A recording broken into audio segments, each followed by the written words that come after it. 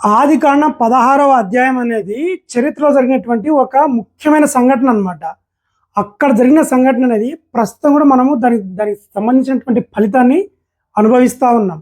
అయితే ఈ 16వ అధ్యాయం ఎందుకంత ప్రాముఖ్యమైంది అనే విషయాన్ని నేను ఈ వీడియోలో ఒక్కొక్క వచనాన్ని వివరిస్తా వస్తాను, వినండి. ఇప్పుడు ఆదికాండం 16వ అధ్యాయం 1వ వచనంలో హాగరు అనేటువంటి ఐగుప్తురాలు ఉన్నది. ఇక్కడ మన 16వ అధ్యాయంలో ఆగి నన్ను అడిగితే కనుక చాలా ఎక్కువసేపు ధ్యానించాల్సిన అంశం ఏంటంటే ఐగుప్తీయురాలు అంటే ఐగుప్తీయులు అంటే ఈజిప్షియన్స్. ఈ ఈజిప్ట్ పీపుల్స్ ఎలా ఉంటారు, వాళ్ళ యొక్క ఎత్తు, రంగు, బలం ఎలా ఉంటుంది, వాళ్ళ యొక్క ఆహారపు అలవాట్లు, సంఘ జీవితం ఎలా ఉంటుంది, తర్వాత కట్టు బొట్టు ఇవన్నీ ఉంటాయి కదా, బట్టలు ఎలా వేసుకుంటారు, తర్వాత ఏ టైంకి లెగుస్తారు, ఏ టైంకి పడుకుంటారు, ఇటువంటి విషయాలన్నీ కూడా మనం ఆలోచించాలన్నమాట. అలాగే వాళ్ళకి తల్లిదండ్రులతో ఎలా సంబంధం ఉంటుంది, వాళ్ళకి పిల్లలతో ఎలా సంబంధం ఉంటుంది, బంధువులను ఎలా చూసుకుంటారు, పక్కోళ్ళని ఎలా చూసుకుంటారు, ఇలాంటివన్నీ కూడా మనం డీప్గా స్టడీ చేయాలి. మీకు ఈ ఐగుప్తు సంబంధించినటువంటి పుస్తకాలు ఏదైనా దొరికినట్లయితే దాన్ని ఒకసారి స్టడీ చేయండి. ప్రస్తుతానికి కూడా దాని ఈజిప్ట్ సంబంధించినటువంటి కొంత కల్చర్ని మీరు సేకరించినట్లయితే ఈ హాగర్ అనే ప్రవర్తనకు దాని తర్వాత వచ్చేటువంటి పరిణామాలు అనేటివి మనకు అర్థమవుతాయి అన్నమాట. నెక్స్ట్ 2వ అధ్యాయం వచ్చి శారా అబ్రహాం మాట వినుట. అంటే శారా ఏమన్నదంటే, నాకు శారా వయసు అప్పటికే 75 సంవత్సరాలు, అబ్రహాం వయసు 85 సంవత్సరాలు. 75 సంవత్సరాలు అయింది, దేవుడు నీకు పిల్లోని ఇస్తా అన్నాడు, ఇంకా ఇవ్వలేదని డౌట్ పడి హాగర్ను భార్య ఇవ్వడానికి సిద్ధపడినటువంటి ఆలోచన వచ్చిందనమాట ఆమెకు. శారా వెంటనే ఆమెకు ఆలోచన రావడం, వెంటనే అబ్రహాంకి చెప్పడం, అబ్రహాం యాక్సెప్ట్ చేయడం ఇమ్మీడియట్గా జరిగిపోయినాయి. ఓకే, ఇక్కడ గమనించాల్సింది ఏంటంటే అప్పుడున్నటువంటి బానిస సంస్కృతిలో ఈమె హాగర్ అనే బానిస అనమాట. అంటే వీళ్ళు ఐగుప్తు నుంచి రిటర్న్ వచ్చినప్పుడు వాళ్ళందరితో పాటు ఈ హాగర్ కూడా వచ్చేసింది చిన్నపిల్లలాగా. కొన్ని సంవత్సరాలు పెరిగిన తర్వాత యవనంలోకి వచ్చిన తర్వాత ఈమెకు పిల్లలు కంటది కదా అని ఈ హాగర్ని తీసుకుని అబ్రహాంకి ఇచ్చింది. అప్పుడు సంప్రదాయం ఏంటంటే దాసికి యాజమాన్య హక్కులు ఉండవు, అంటే ఎటువంటి ఆస్తి హక్కులు ఉండవు. కాబట్టి దాసికి పుట్టిన పిల్లలు నా పిల్లలు అవుతారు కదా అని గుడ్డిగా నమ్మింది. కానీ ఏం చేసిందంటే పెళ్లి చేసింది. పెళ్లి చేస్తే ఏమవుతుంది, భార్య అవుతుంది. భార్య అంటే సర్వ హక్కులు వస్తాయి కదా, ఆ చిన్న లా పాయింట్ మిస్ అయింది శారమ్మ. నెక్స్ట్ వచ్చేసి ఈ అబ్రహాం గారు కూడా సెకండ్ మ్యారేజ్ కమిట్ అయిపోయారు. ఈయన కూడా వద్దు, దేవుని చిత్తం అడుగుదాము, ప్రార్థన చేద్దాము, నాకు దేవుడు బిడ్డనిస్తాడు కదా అనే ఇటువంటి డౌట్స్ రాలే. ఈయన కూడా సెకండ్ మ్యారేజ్ అంటే ఈయన కూడా ఓకే అని యాక్సెప్ట్ చేశాడు. దాని తర్వాత ఈమె గర్భవతి అయింది. ఎవరు, హాగరు అబ్రహాం ద్వారా గర్భవతి అయింది. గర్భవతి అయిన వెంటనే ఆమెకి ఏమొచ్చిందంటే కనుక ఒక విధమైనటువంటి గర్వం వచ్చింది. తన యజమానురాలైనటువంటి శారాను నీచంగా చూడడం స్టార్ట్ చేసింది.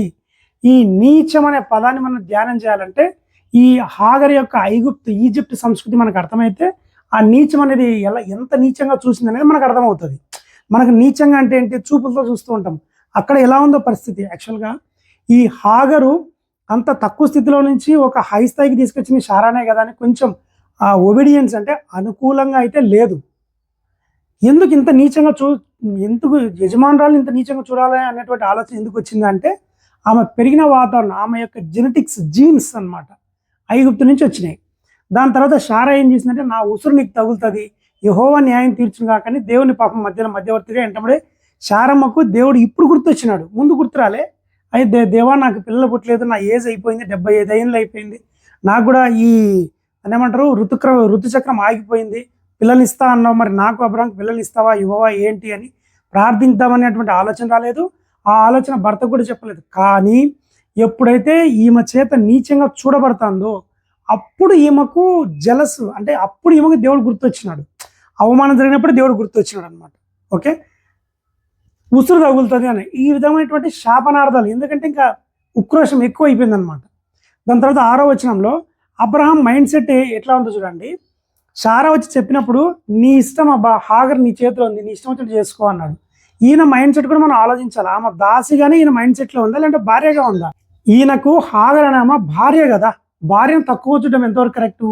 ఈ భార్యను ఇంకో భార్యకి అప్పగించి అంటే ఆయన మైండ్లో డైరెక్ట్గా ఇండైరెక్ట్గా ఇంకా దాసిగా చూస్తున్నాడా ఏంటో మనకైతే అర్థం కావట్లేదు.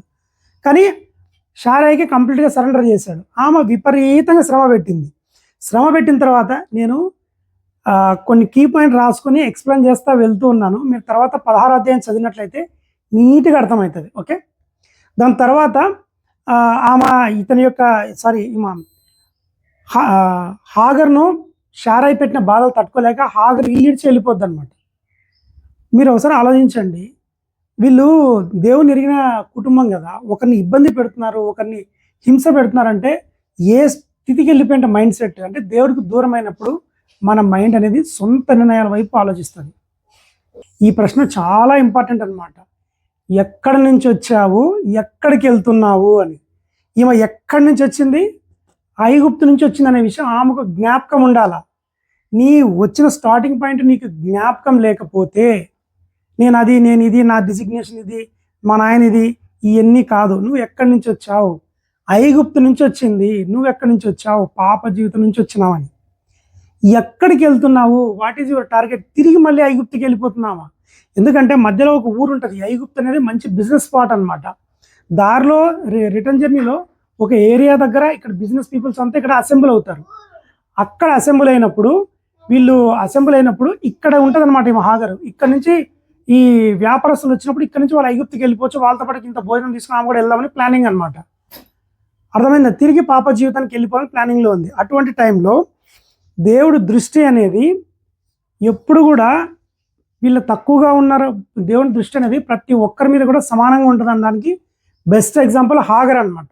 ఎందుకంటే ఈమె పారిపోతున్నప్పుడు యాక్చువల్గా ఈమె ప్రమేయం లేదు, ఈమె అబ్రాహాముని పెళ్లి చేసుకోవాలనే ప్రమేయం ఆమె తప్పైతే ఏం లేదు కదా.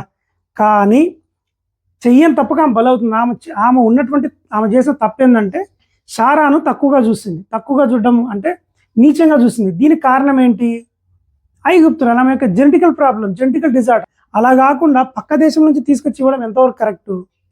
తప్పు ఎవరు చేశారనేది దేవుడు చూశాడనమాట. అందుకు ఆమెకు జ్ఞాపకం చేసుకొని అదే పనిగా దగ్గరికి వెళ్ళి ఆమెతో మాట్లాడుతున్నాడు. యెహోవా దూత అంటే కొన్ని పురాతన ట్రాన్స్లేషన్లో ఏముంటుందంటే యెహోవా దూత అనే చోట యేసుక్రీస్తు ప్రభువు హిడన్గా ఉన్నాడు అని చెప్తారనమాట. దాని తర్వాత వాళ్ళిద్దరి మధ్య సంభాషణ జరిగి ఆయన ఇచ్చినటువంటి సలహా ఏంటంటే నువ్వు తిరిగి వెళ్ళి అణిగి మణిగి ఉండు. అంటే ముందు నువ్వు అణిగి మణిగి ఉండకుండా ఆమెను అవమానకరంగాను మరియు ఇబ్బందికరంగాను చూసినావు కదా, శారమ్మను ఆమెకు నీచంగా చూసినావు కదా, అటువంటి పద్ధతి పక్కన పెట్టి ఆమె ఎంత బాధలు ఇబ్బంది పెట్టినా సరే అణిగి ఉండు. ఎందుకంటే నీకు వచ్చిన స్టార్టింగ్ పాయింట్ ఐగుప్తు, రెండోది నువ్వు బానిసవు, దాసివి అని అర్థం అన్నమాట. నెక్స్ట్ వచ్చేసి ఆయన ఒక వాగ్దానం చేశాడు, నీ సంతానం విస్తరించబడుతుంది అని. ఈ సంతానం విస్తరించబడుతుంది అనే దానికే ఈ శారా చేసినటువంటి పొరపాటు అనేది వీళ్ళ సంతానం విస్తరించడానికి కారణమైంది. ఈ శారమనేమో హాగర్ని పెళ్లి చేయకుండా ఉంటే ఇక్కడ సంతానం వచ్చిండేది కాదు, అంతే కదా. ఈమె చేసిన చిన్న పొరపాటు అనేది ఇంత సంతానం విస్తరణకు కారణమయ్యింది. దాని తర్వాత నీకు ఒక సంతానం పుడతారు, ఆయన ఇష్మాయిల్ అని పేరు పెడతావు, అతనికి అడవి గాడిద వంటి స్వభావం ఉంటుందని చెప్తారనమాట. అడవి గాడిద స్వభావము అంటే ఏంటంటే అతని పెరిగిన పరిస్థితుల వల్ల అతను అడవి గాడిదలాగా తయారైపోతాడని అర్థం. అంటే ఇప్పుడు సరే ఆలోచించండి, శారా అనేమో యజమానురాలు, హాగర్ అనేమో దాసి సంతానం కదా. ఆమెకు పుట్టిన పిల్లడు ఎలా చూడబడతాడు? శారాతో కానీ అబ్రహాంతో కానీ చుట్టూన్న పనులతో కానీ తక్కువగానే చూడబడతాడు కదా. అదేవిధంగా వాళ్ళ అమ్మ మైండ్ సెట్ కూడా ఆయనకు వచ్చిన జీన్స్ ఈజిప్ట్ నుంచి హాగర్ నుంచి ఇష్మాయిల్కు ఆ జెనెటిక్ జీన్స్ అనేవి వచ్చి ఉంటాయి అనమాట. వాళ్ళ అమ్మ కూడా అణిగి ఉండే తత్వం లేదు కాబట్టి దేవుడు అణిగి ఉండని చెప్పాడు కదా. కాబట్టి ఈయనకు అదే మైండ్ సెట్ వచ్చేసి అడవి గాడిద అంటే అది మచ్చిక అవ్వదనమాట. అంటే పెంపుడు జంతువులా ఉండదు, స్వేచ్ఛగా తినడానికి ఇష్టపడుతుంది అనమాట. అలాగే కుటుంబ ఆదరణ ఉండదు ఆయనకు. ఆహారంలో కూడా పార్షియాలిటీ అనేది ఉంటుంది. దాని తర్వాత రెస్పెక్ట్ అనేది ఉండదు. కాబట్టి అతను ఏం చేశారంటే స్వేచ్ఛగా తినడానికి ఇష్టపడి అతని చేతులు వేరే వాళ్ళ చేతులు ఇతనికి విరోధంగా ఉంటాయంటే ఎప్పుడూ ఫైటింగ్ సిద్ధంగా ఉంటాడు. ప్రస్తుతము ఈ ఇస్మాయిల్ సంతానమైనటువంటి ముస్లిం కంట్రీస్, అరేబియన్ కంట్రీస్ ఎన్ని ఉన్నాయి? ఎప్పుడు చూడండి ఈ అరేబియన్ కంట్రీస్లో ఒకరికొకరు పడదు, ఎప్పుడు చూసినా యుద్ధాలు స్టార్ట్ అవుతూ ఉంటాయి.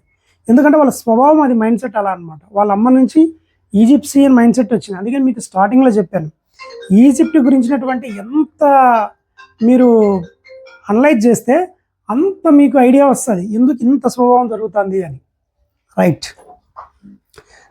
తరువాత ఈమె దగ్గరికి హాగర్ ఏం చేసిందంటే దేవునికి ఒక పేరు పెట్టింది, చూచుచున్న దేవుడు అని. ఎందుకంటే ఈమె హాగరు శారా దగ్గర ఉన్నప్పుడు, శారా పెట్టిన బాధలు పెడతా ఉన్నప్పుడు ఈమె ఐగుప్తు దేవుళ్ళు ప్రార్థించి ఉండదు. ఎందుకంటే ఆమె చిన్న వయసులో వచ్చింది కాబట్టి ఐగుప్తు గురించిన దేవుల గురించి అంత ప్రస్తావన తెలిసి ఉండదు.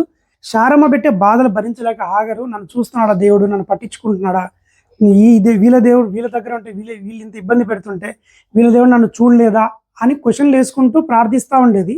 కాబట్టి అమ్మ నేను చూడలేదు అనుకున్నా కానీ దేవుడు ఇప్పుడు నా దగ్గరకు వచ్చి మాట్లాడుతున్నా అంటే చూస్తున్నాడు, కాబట్టి చూచుచున్న దేవుడు అని పేరు పెట్టిందనమాట.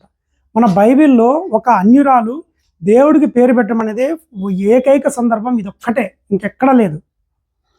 దాని తర్వాత ఆమె ఒక నీటి బుగ్గ దగ్గర ఉంటుంది. ఆ నీటి బుగ్గకు కూడా ఒక గుర్తుగా దేవుడు నాతో మాట్లాడినాడు, ఈ సందర్భం జరిగింది, ఇష్మాయేల్ వస్తాడు, ఆయన భవిష్యత్తు ఇలా ఉంటుంది, విస్తరిస్తారు, ఈ సంభాషణ అందరికీ ఒక గుర్తుగా ఉండాలని చెప్పేసి అక్కడ ఉన్నటువంటి నీటి బుగ్గకు బెయిర్ లహోయిరోయి అనేటువంటి ఒక పేరు పెట్టిందనమాట. అబ్రహాం గారికి 85 సంవత్సరాల వయసులో ఇదంతా జరిగింది. 86వ సంవత్సరంలో కొడుకు పుట్టాడు, ఆయననే ఇష్మాయేలు. ఓకే, నెక్స్ట్ ఈ వీడియో అయిపోయిన తర్వాత మీరు ఆదికాండం 16వ అధ్యాయాన్ని పూర్తిగా చదవండి. ఇప్పుడు చెప్పినటువంటి విషయం అనేది పూర్తిగా అర్థమవుతుంది. నచ్చినట్లయితే లైక్ చేయండి, సబ్స్క్రైబ్ చేయండి, కింద కామెంట్ చేయండి. Thank you.